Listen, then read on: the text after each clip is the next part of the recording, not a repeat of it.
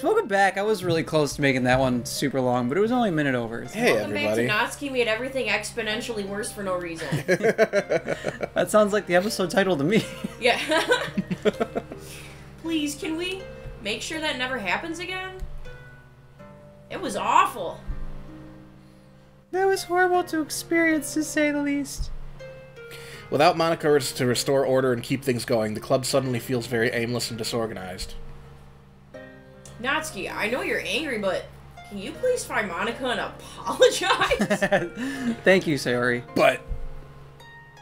Please, I know you're feeling a bit guilty over what you said. After all, you were a bit mean. But I got the last word.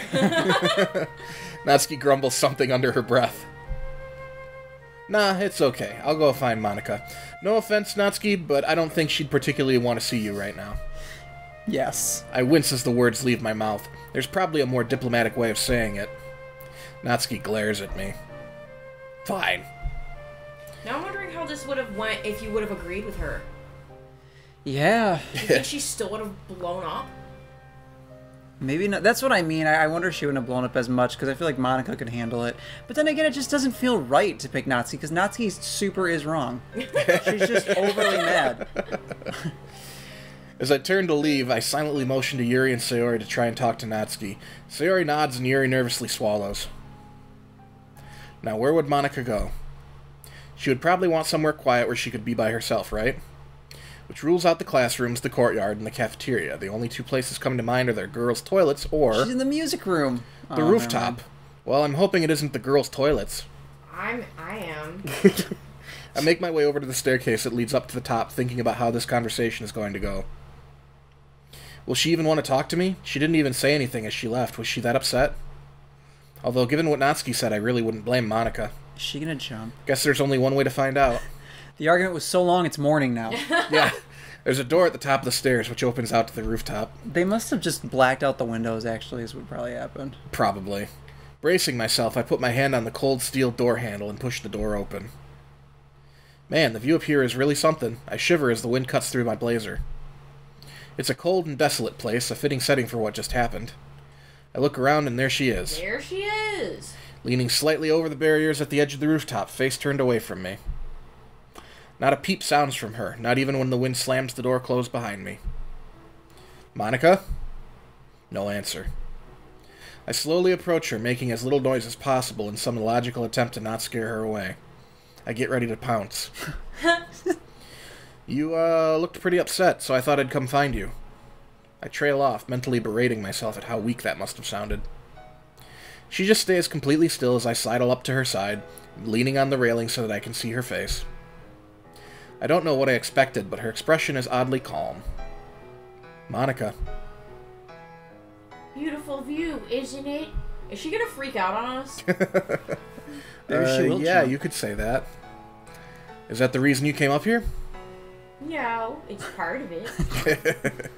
On days like this, the wind and the eternally stretching blue sky make me feel like I can go anywhere. It feels freeing. There's something comforting in the possibility of getting swallowed up by that blue. Being able to simultaneously take control and lose control. This is too much. This is Doki Doki Literature Club. Monica, well, I know that you're obviously not okay. But I'm not asking if you're okay to know if you're okay. What? Interesting. I'm going to ask if you're okay so that you can choose to talk to me about whatever if you want to.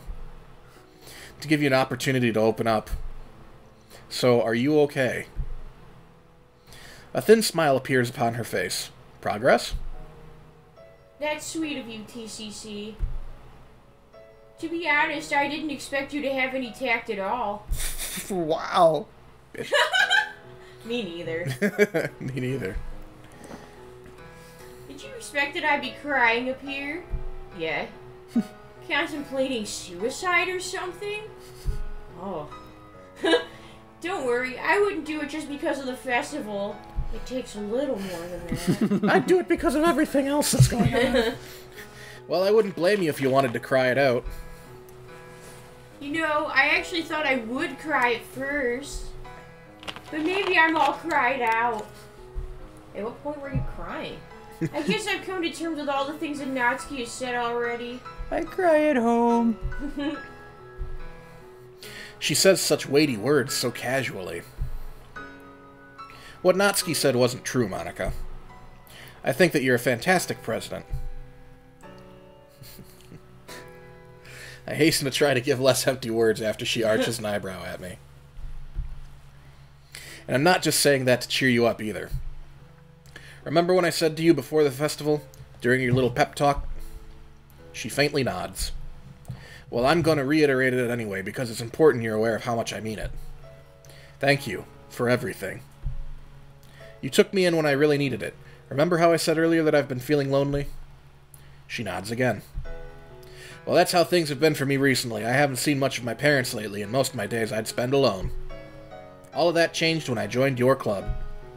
You were all so friendly and welcoming. Not once did you ever turn me away because I wasn't a poet. I mean, between you and me, I know my poems weren't the greatest. Hey, you have a lot of potential, TCC. I did like your poem. Liar. Take it back. Well, I'm glad you think so, but anyway, that's beside the point. You accepted me for who I was, and I was always willing to help me. And more importantly, you've created something that 3 other girls hold dear to their hearts. Definitely the sign of a good president, if you ask me. Monica looks down for a moment as if composing herself, and then meets my eyes with a smile.